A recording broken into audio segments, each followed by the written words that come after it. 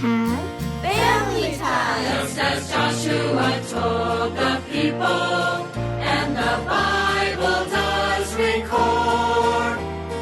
As for me and my house, we choose to serve the Lord. Hello and welcome back to Family Time. Well, we've been together all week and I've really enjoyed our time together. So as usual, we'll start by showing the activity pages that you sent. We've been very encouraged seeing how you've been sending them in day after day, and they've all been lovely. So are you ready to see them? Here we go.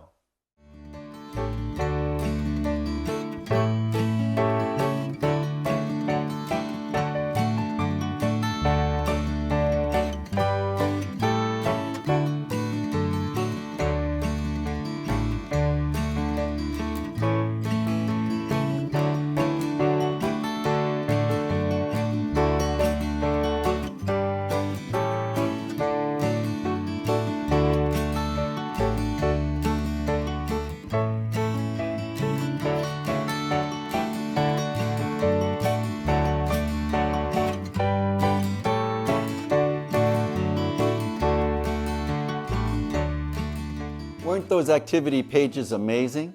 They were all very special.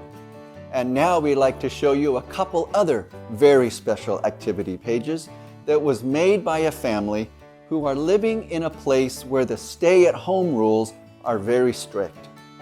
When their printer ran out of ink, they realized they won't be able to print any more activity pages because they wouldn't be able to go to the store to get more ink. But the parents wouldn't give up. What they did was they took a regular blank piece of paper, looked at the activity pages, and they drew the activity pages of their own. Take a look at this.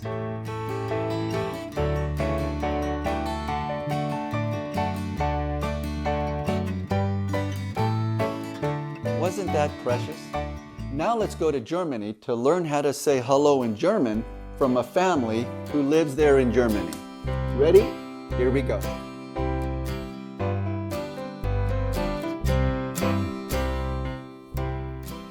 Herzlich willkommen in Deutschland. Welcome to Germany. Wir sind die Familie Hülsmann. We are the Hulsman family. Ich heiße Tassilo. My name is Lindsay. My name And this is is Teacher. Dietrich. When we say hello in German, it's just a little bit different than in English. Hello. Hallo. Hello. That sounded like English a little bit, didn't it? And like some of the other languages we learned this week. Now, I wonder, is there anybody who can tell me what time it is? It's time for our Bible verse. That's right, it's Bible verse time. Today we're going to look at a verse that's from the book of Psalms. The book of Psalms is the biggest book in the whole Bible, and it's right around the middle. So chances are if you take your Bible and open it up, you'll turn to the book of Psalms. The psalm that we're going to look at today is Psalm 74:16b. That verse says, "You prepared the moon and the sun." Who do you think the you is in that verse? Did you prepare the moon and the sun? Did I prepare the moon and the sun? Did your brothers or sisters prepare the moon and the sun? How about your mom and dad? Did they prepare the moon and the sun? No. You know who prepared the moon and the sun? God prepared the moon and the sun. So now let's put this verse up on the screen for you so that you can read it together as a family. Are you ready? 1, 2, 3, go!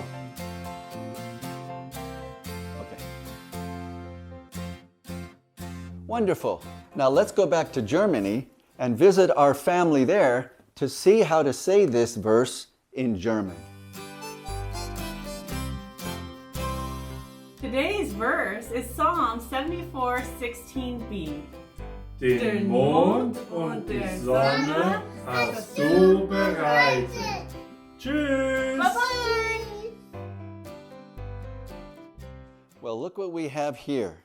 This is the makings of a wonderful afternoon snack. But we can't just eat it like this. It's not ready. First, we have to prepare it. Come on over and I'll show you how to prepare it. Well, first you take the banana and you peel it like this.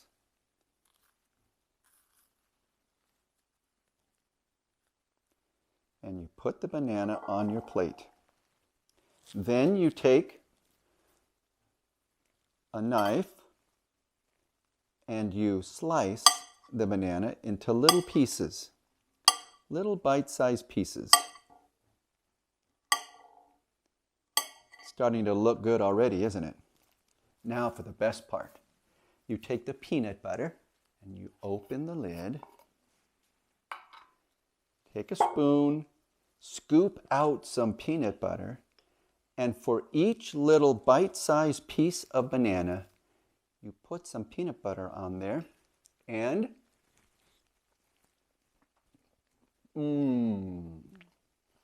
boy, we prepared a pretty good snack.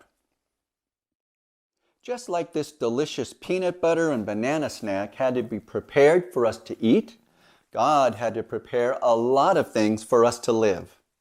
One of the things God needed to prepare was the moon. He needed to make it just right for us to live, and He did. But have you ever looked up at the sky at night and saw the moon and thought, I wonder why there aren't any men on the moon?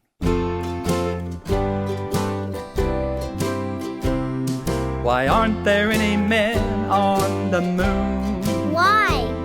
Why aren't there any men on the moon?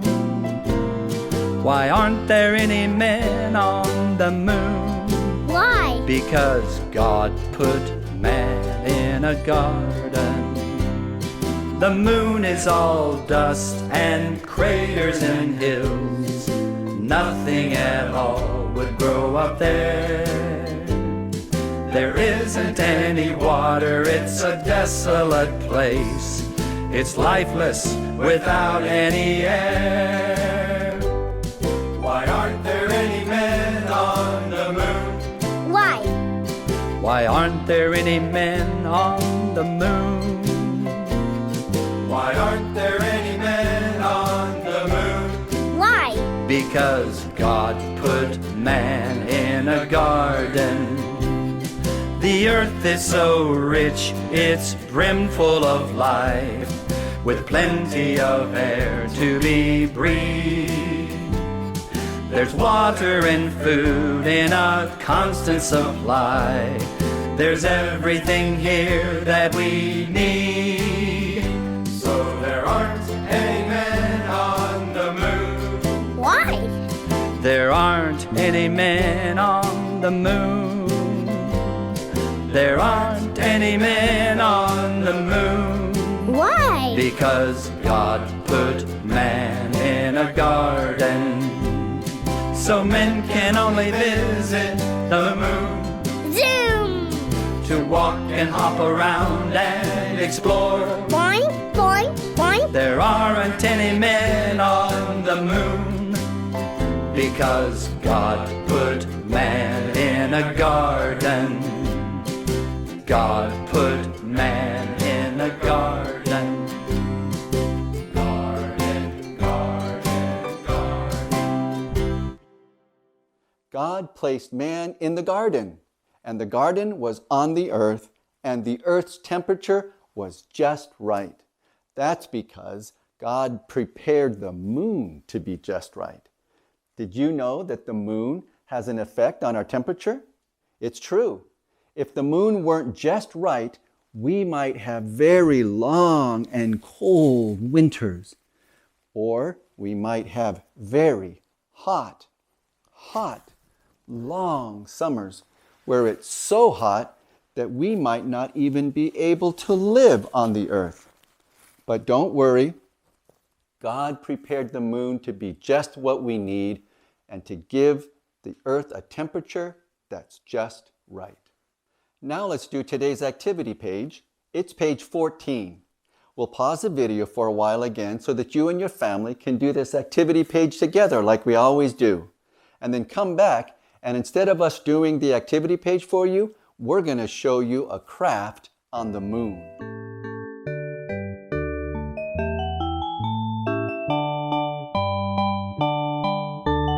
All done?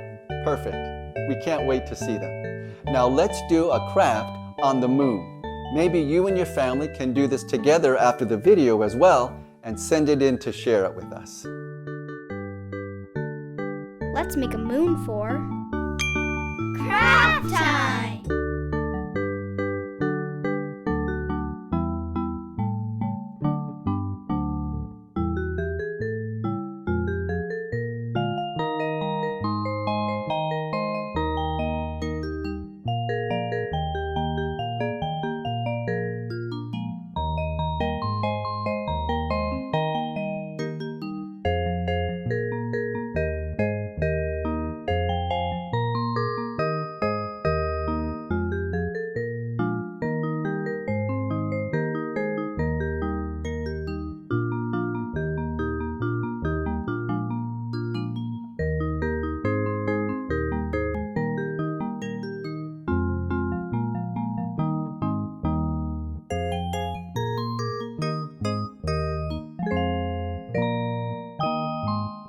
Wasn't that mooncraft neat?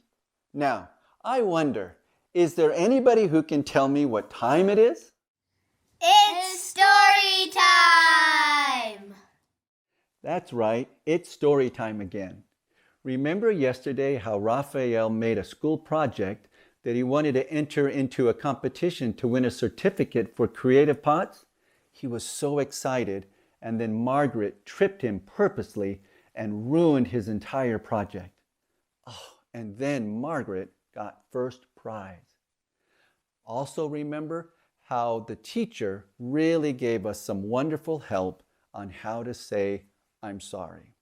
Well, I wonder what's going to happen this time and how the story will end. Let's find out.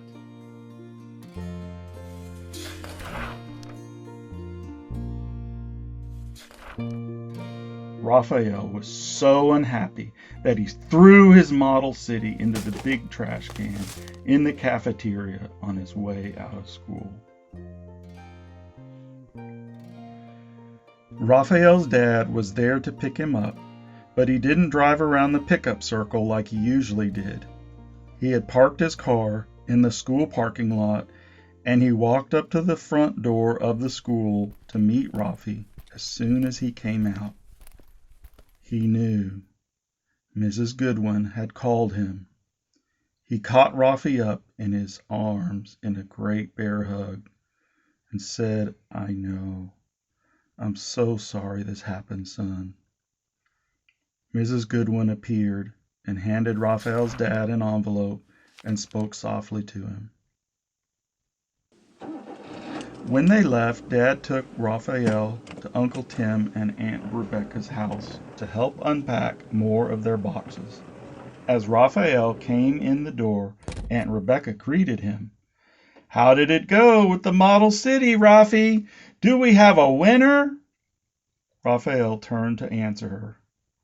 He opened his mouth, but suddenly all his anger at Margaret and his sadness over a terrible day spilled over. He pulled back his leg and kicked the wall of the entryway. Bang went his foot on the wall, and then, to everyone's shock, the beautiful white Italian plate fell from the wall where it was hanging and smashed to the floor. Raphael froze and his heart stopped. Dad gasped. Aunt Rebecca cried out and dropped to the floor by the pieces of the plate. She started to sob, hands held tightly to her face. It was too much. Raphael's dad scooped him up and carried him out to the car, where they sat for a long time. Dad put Raphael in the front seat instead of his usual seat in the back, so he could look at him eye to eye. Raphael sat silently. In his mind, he could see the plate crashing to the floor again and again, and Aunt Rebecca crying out. When he finally spoke, he told his father bitterly about Margaret and the bad apology and everything Mrs. Goodwin had said about saying sorry in the right way. Dad listened. Finally he spoke. "What Margaret did was terrible," he said, "but you need to forgive her." Raphael shook his head. "Never! Margaret is terrible," he told his dad. "This whole thing is her fault." "It's true," Dad said, pausing for Raphael to calm down. "But son, if you hold this angry feeling in your heart, you will be sick, and your heart will be turned over and ruined like your ruined city." Raphael shook his head. "She is a bad person. I can't just let her go because she says sorry. What if she doesn't even mean it?" Dad nodded. "Yes, it could be. But son, if you forgive her, you will feel much better. You see, Rafi, forgiveness is for you too." Raphael stared out of the window of the car, pondering this new thought. "You don't understand," he said slowly, his voice trembling. "If I forgive Margaret, she will do something worse to me next week.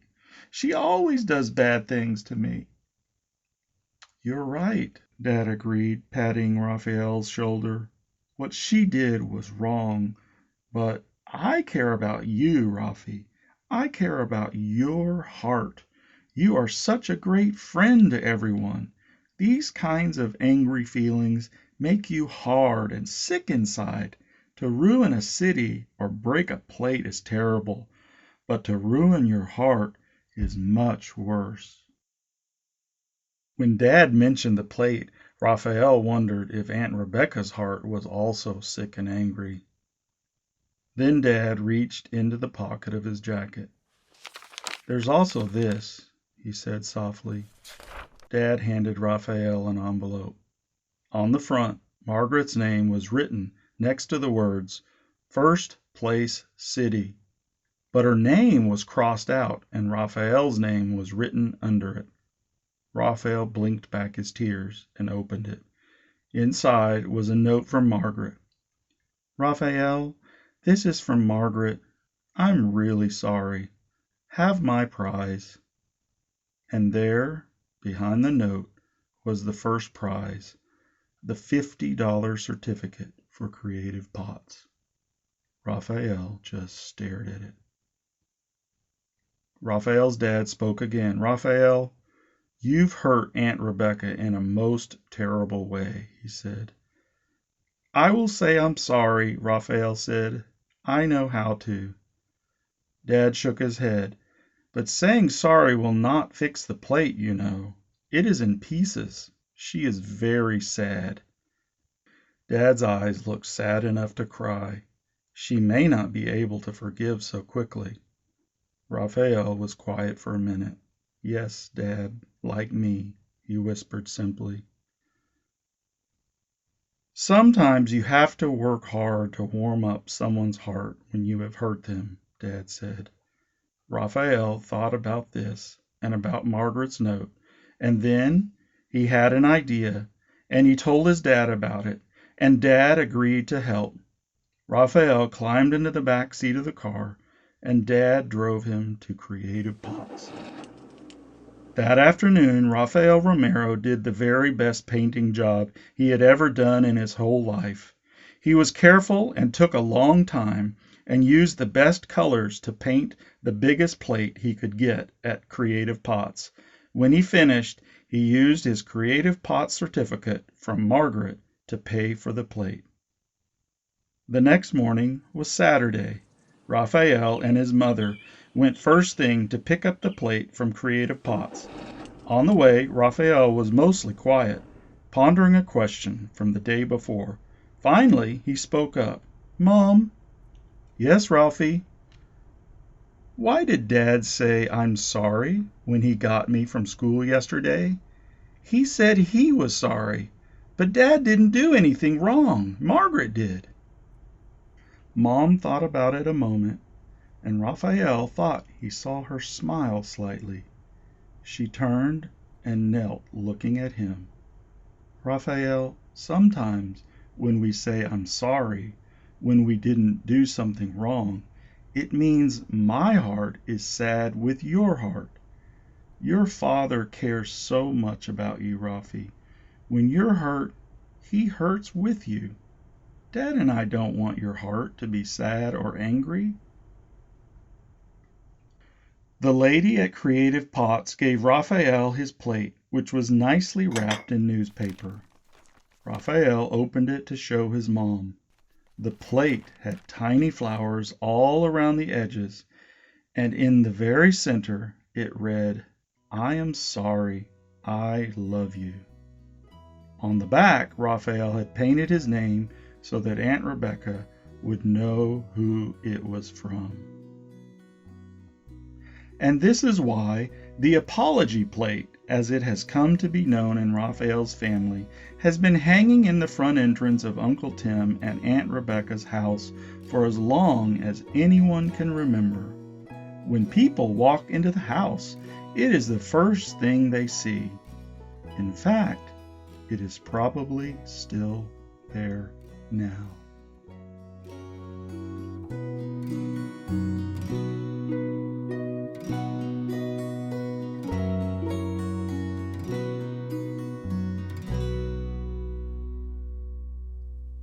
What a way to end the story, and what a way to end this week. I really liked how Raphael apologized to his aunt and made her a special apology plate. And I also like how Raphael had that wonderful talk with his dad. You know, sometimes we need to talk to our parents about difficult things that we're going through too. So I really enjoyed this story, and I hope you did too. Well, that's the end of our first week together. I really enjoyed our time with you. So we'll be coming back next week, and we'll be making a few changes and doing some things a little bit differently. But I really look forward to our time together next week on Family Time. As for me and my house,